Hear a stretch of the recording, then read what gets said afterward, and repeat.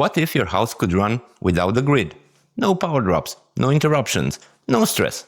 2 weeks ago, I switched my entire home to solar. And for the past 14 days, I haven't used the grid at all. But here's the problem. When I started, I had no idea where to begin. What system do I actually need? And how much should it cost? And can you really go off grid? Because I just went through all of that, in this video I'll show you the full process. From choosing the right system, to picking the right installer, and to understanding your options. Off-grid, hybrid, or grid-tied. And even how I integrated everything into my smart home. And trust me, there are a few things I wish I knew before starting. So, let me give you some context. Where I live, we have electricity problems. Power drops.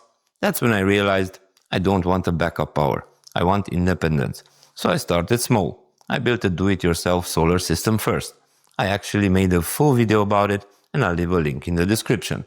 But that was just the beginning. Now I wanted something bigger, something that could potentially run the house all year long. So before you call an installer, this is the most important step, understanding your needs. Ask yourself a few simple questions. Do I want a backup? Do I want a full off-grid system or a hybrid system that can also feed power back into the grid? And how much power do I actually use? And what happens in the winter? This is very important. Then start doing some basic research. Inverters, panels, battery systems, not to become an expert, but so you're not going into blind when talking to installers. Now, figuring out your approach is very important. In my case, I choose to go off-grid, not because it's the easiest option, but because I wanted to test if I can run the house all year long without using the grid at all. You can choose other options as well, but in almost every case, I recommend having a battery.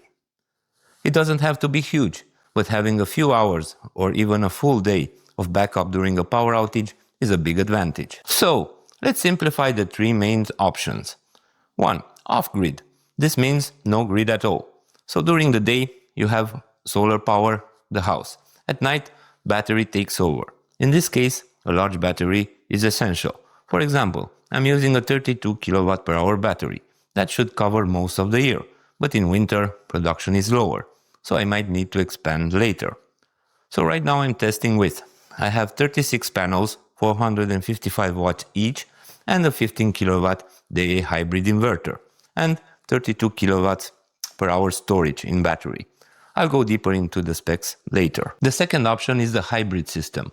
This is the most common setup. Your system is connected to solar panel, batteries, and grid. So during the day, solar powers your house, extra energy charges the battery. If there's still extra, it goes to the grid. And at night, you use battery first, then the grid, if needed. So everything is automatic. The inverter constantly decides where the energy should go. When you produce more than you use, the inverter sends the extra energy to the grid. This is called grid export. But here's the important part. How you benefit from that energy depends on your country. In some places you get one-to-one exchange, like a virtual battery.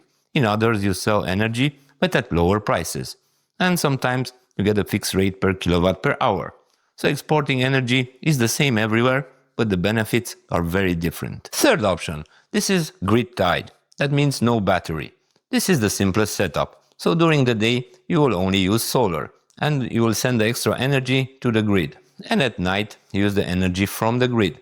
This can still reduce your bill, but there's one big downside. If the power goes out, you don't have a backup. With all that said, let's get back to my setup. After doing some research and figuring out what I actually need, I started contacting installers. So the first offer was around $16,000, and that was with fewer panels, only 20 panels, and a soulless inverter, and 28 kilowatts per hour batteries. Then I get a second offer, and I received a better price. I got the final deal, and it was roughly $16,000, fully installed. But I had 36 panels, 32 kilowatts in battery, and a DA inverter, 15 kilowatts. So, here's a simple rule. Never go with the first offer. Always get at least 2, preferably 3, because prices can vary a lot. And not just the price, the solution itself. If you call 3 installers, you probably get 3 completely different systems. And most of the time, they are trying to sell you the most expensive option. So if you don't understand what you actually need, it's very easy to overspend. My original plan was different. I wanted 20 panels on the roof, facing east and west, and more panels in the garden facing south, but I didn't have a stand where to put them. So in the end I simplified everything. I went with 36 panels, 455 watts each, and I mounted them directly on the house. They are split into 4 strings, and that's around roughly 16 kilowatts of solar power. And for the inverter, I choose the DE, I don't know if I pronounce it correctly, 15 kilowatt per hour inverter. It's a hybrid inverter. And for storage, 32 kilowatts in batteries. The brand is Felicity Solar, and the batteries are LiFePO 4. So this part really gives you real independence. The battery is very important in setups like off-grid. Now for the warranties. Don't skip this. Always ask about inverter warranty, battery warranty, the solar panel warranty, and for the installation warranty as well. In my case, batteries plus inverter have 10 years warranty. The solar panels have 25 years and the installation 2 years. So if something goes wrong, this matters a lot. This part is underrated. Where do you actually put everything? My first idea was the technical room, but that was a bad idea. Why? Because I had heat there, water, pellet heating system, and it's not safe. The second idea was outside, and also is not ideal because batteries need protection. And some people put the inverters outside. I think they can last if they're not in the rain, but I think it's a better choice to have them inside.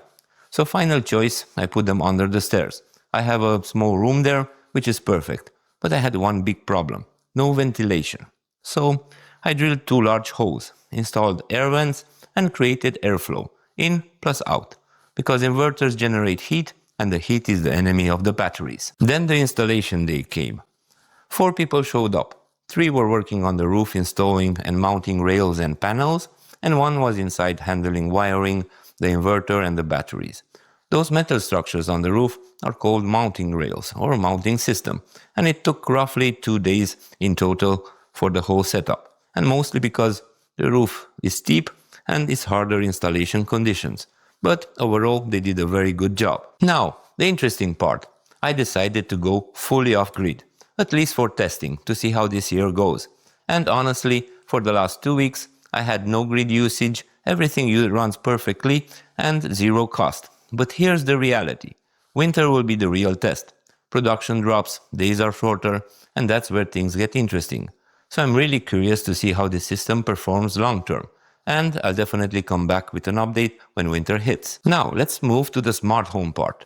This is where things get really powerful. I'm using Home Assistant, and I can optimize when I use energy, based on how much solar production I have. For example, I can start the washing machine only when the sun is out and production is high. I'm using a Samsung bespoke washer, which integrates well in Home Assistant, so I can automate it based on real-time solar data. And it's not just that. I can schedule the dishwasher during the day and avoid draining the batteries at night. So instead of just producing energy, I'm actually optimizing how and when I use it. And this can make the difference between the system working in the winter or not. Now, let's talk money. The total system was around $16,000, and the biggest cost, batteries. Those were around $4,400.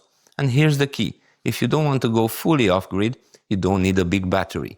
You can use the grid as backup, sell extra energy, and reduce your costs significantly. So it really depends on your goal. So yeah, that's my full journey. From a small do-it-yourself setup to a full solar system that can actually run my home. And this is just the beginning. The real test will be in the winter. That's when we'll see if the system really holds up or not. Maybe I can add more panels or more batteries, but we will see. So when that time comes, I'll get back with another video to show you exactly how it performs. And if you want to see that, make sure to subscribe. And if you find this video useful, don't forget to hit that like button. It really helps the channel. And in the next video, I'll show you exactly how I integrated everything into Home Assistant, so the system runs automatically based on solar production. Thank you for watching, and I'll see you in the next one.